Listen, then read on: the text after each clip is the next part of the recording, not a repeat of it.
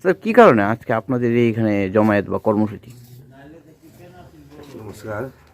আজকে যে আমরা কর্মসূচি নিয়েছি আমরা রিটার্ন শেষ সংগঠন তরফ থেকে, এবং আমাদের এই গত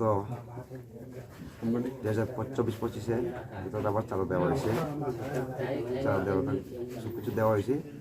তারপরে এখন রেখার কাজ করতে আছে, এর মধ্যে আমার ফেন্সিং টাকা কোনো টাকা দেয়নি।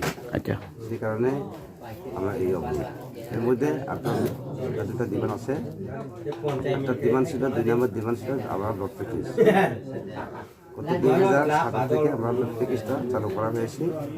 এখানে প্রায় 22 কোটি টাকা মতন খরচ হয়ে গেছে, আর 30 কোটি মতন সামথিং আছে।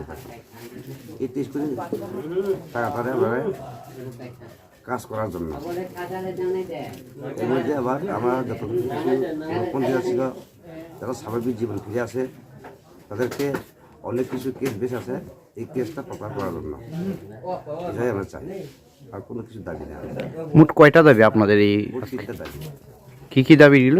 দাবিগুলা রাবার ফেন্সিং, রোড প্যাকেজ, 30 কোটি সামথিং, আর কেস পেন্ডিং।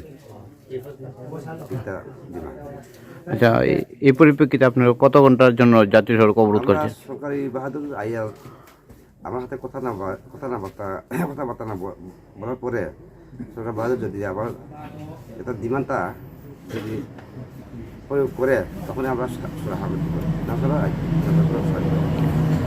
আচ্ছা, মনে করেন সরকার তো এখনো অবধি কোনো উত্তর দেয়নি আপনাদের। না।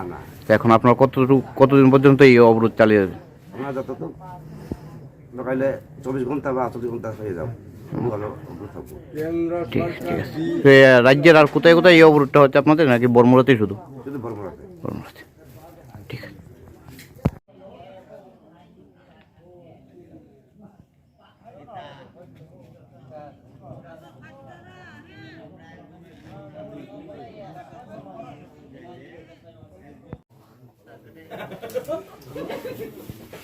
হ্যাঁ।